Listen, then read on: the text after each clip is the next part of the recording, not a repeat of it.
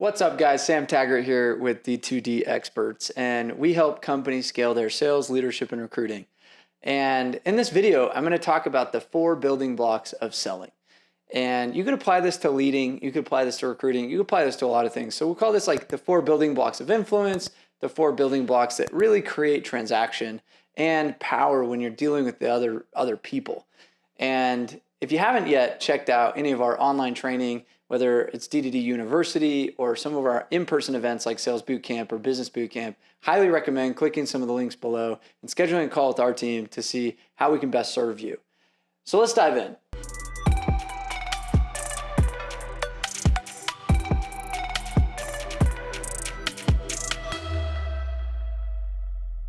Four building blocks go like this: build value, build trust, build rapport, and build urgency. So let me kind of explain what that means. Most people, the problem is let's just start with value. They try to close a deal and the customer says, okay, I might have to think about it, or let me shop around, or I can't afford it. Those kind of objections are clear indications of you haven't built enough value, because if they're salivating, they're sitting there going, how do I get this and how fast can I get this? They're not going to balk at price. And they're not going to put it off. They're not going to shop you. They're going to say, I want this and I want it bad and I want it now. So things in your presentation that are going to build value all have to do with good fact finding and discovery questions to say, how can I associate product to value? Meaning one thing that a customer might value is very different than what another customer might value. Somebody might be, way into, let's just take your selling solar, for example. And they're like, okay, I'm doing solar and I'm like super green thumb. I'm from Oregon and I live in a tree. Like, they care about the environment, right? And then another person might be like, I just care about the facts and figures and the data. So it's important to understand the profile and saying, how do I just create so much value and emotion associated to this person that cares about the environment versus the other person that cares about data? So it's understanding the needs and the wants of the customer is going to be the direct correlation in the value in which you're going to get. So then I'm going to go into trust. So trust and rapport are very different. Hence, they're 2 different building blocks. Speed of trust, speed of decision. So what happens when there's low trust is there's higher frequency or resistance. And ways to create trust right when you knock the door, right when you cold call, are very simple. Your tone, your expertise, your empathy, your ability to listen, and coming off as a human creates trust. Nobody wants to transact with a robot. That's the concern I have with like AI or some of these like marketing funnels you do. It's like, I want to transact, I want to give money, especially if it's meaningful money. Let's say I'm selling somebody new windows, it's 50 grand or something like that. I want to give my money to somebody I really trust is going to take care of that dollars and give me a bigger return than what I expected out of 50 grand.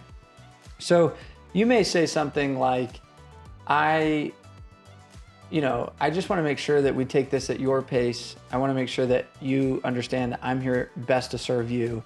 And if you have any questions answered, if you want to have, me go down a rabbit hole into something, like, I will do that for you, but I'm going to make sure I give you the best thing for the best value, for the best this.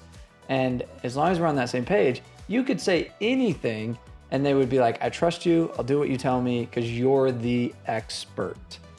Now, rapport is a little different. So let's dive into rapport. Rapport would be something like, how do I make them like me? Trust is transactional. Likability is more rapport.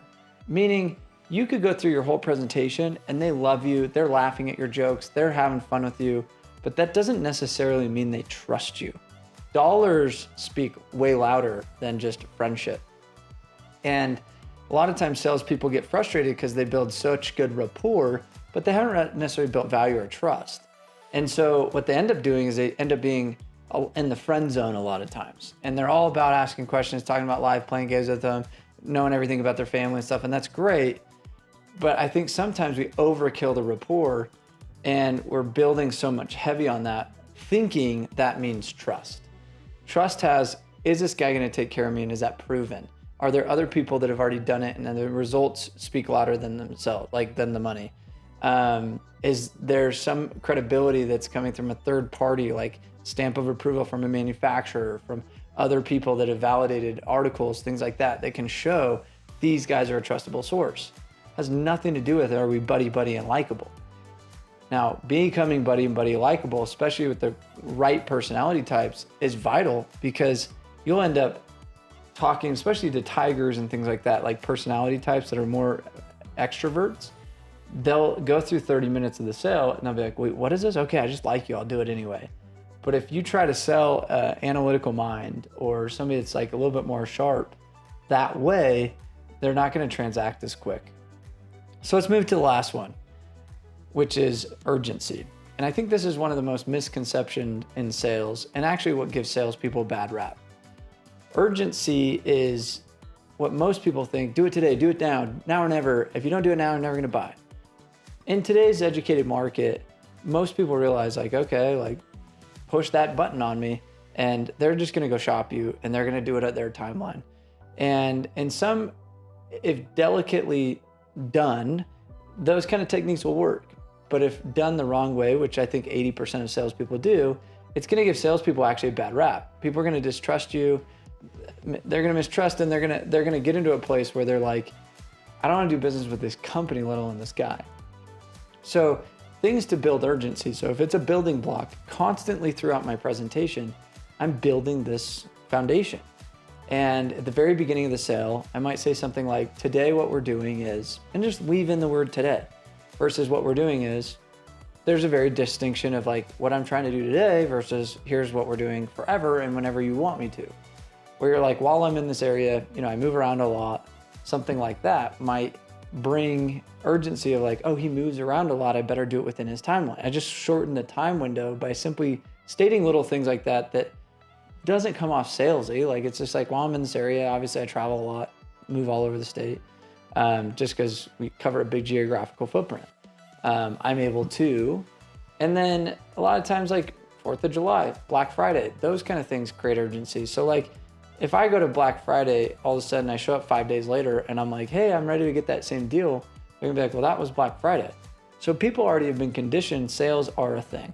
So if you can create some kind of sales opportunity within your sale of a reason why that deal exists now versus it doesn't exist in 30 days, you're going to have a better opportunity to get a close. Because what most customers want is the peace of mind that they can make a decision whenever they want.